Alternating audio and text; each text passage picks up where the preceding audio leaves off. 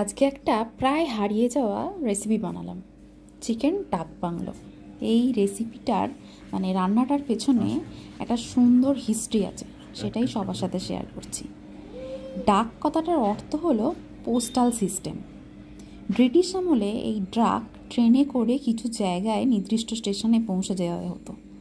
তারপর সেখান থেকে ব্রিটিশ সরকারি কর্মকর্তারা বা আমলারা সেগুলো সংগ্রহ করে ঘোড়ার পিঠে চড়ে প্রত্যন্ত গ্রামে, পাহাড়ে, জঙ্গলে পৌঁছে দিত।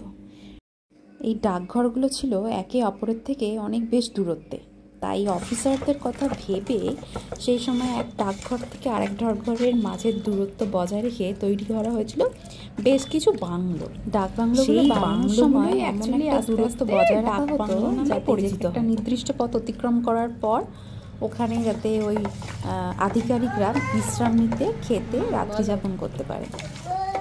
এই সার্কিট হাউস বা বাংলোগুলোতে একজন করে কেয়ারটেকার বা খানসামা থাকতো, যে বাংলোগুলোর দেখাশোনার দায়িত্ব থাকতো। কথিত আছে এই খানসামারা দূর থেকে ঘোড়ার খুঁড়ের আওয়াজ শুনে ডাক বাংলোতে চিকেন বা মাটন বানানোর তোড়জোড় শুরু করে দিতেন। ডাক বাংলোগুলো যেহেতু অনেক প্রত্যন্ত দুর্গম স্থানে হতো, তাই একদম মিনিমাম কোনো রকম আতিশয্য উপাদান ছাড়াই বানানো হতো চিকেন বা মাটন।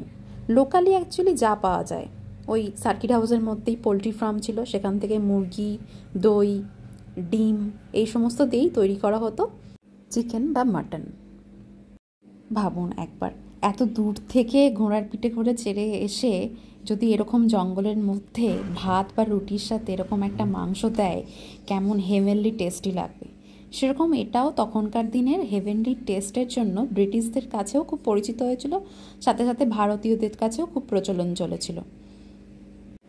পরবর্তীকালে এই বাংলোগুলো উইকেন্ড ট্রিপের জন্য খুব বিখ্যাত হয়ে ওঠে, কারণ এক তো বাংলোগুলো ছিল প্রত্যন্ত গ্রাম বা পাহাড়ের জঙ্গলের মাঝখানে, সেখানে ওই সরকারি আধিকারিকদের ফ্যামিলি নিয়ে তারা উইকেন্ড ট্রিপে যেত, আর সেখানে ফ্যামিলিতে তাদের ওয়াইফরা থাকতো।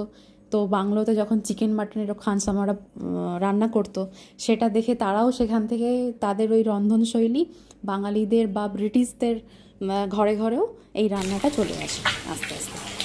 এই হলো চিকেন ডাক বাংলোর গল্প। আর ওই যেহেতু চিকেনটা ডাক বাংলোতেই তৈরি করা হতো, সেইখান থেকেই চিকেন ডাক বাংলো বা মাটন ডাক বাংলো। পরবর্তীকালে সাধারণ পথিকরাও এই সমস্ত বাংলোতে থাকা শুরু করে, কিছু টাকার বিনিময়ে তারা এই আতিথেয়তা লাভ করতে পারত।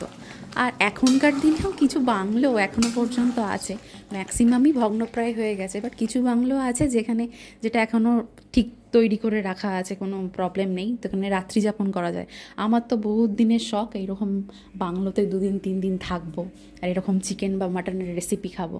তো এখন সে শখটা মিটছে না, তো কি হয়েছে, তা বলে কি চিকেনটা আর মাটনটা ডাক বাংলোর মতো বানানো যেতে পারে না?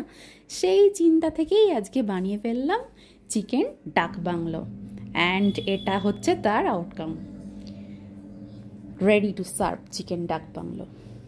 কে কে আমার মতো এই ডাক বাংলোতে থাকতে চাও জানাবে কমেন্ট বক্সে প্লিজ। আর কারোর যদি কোনো এক্সপেরিয়েন্স থেকে থাকে জানিয়ে থাকার। টাটাস অ্যান্ড বাই বাই।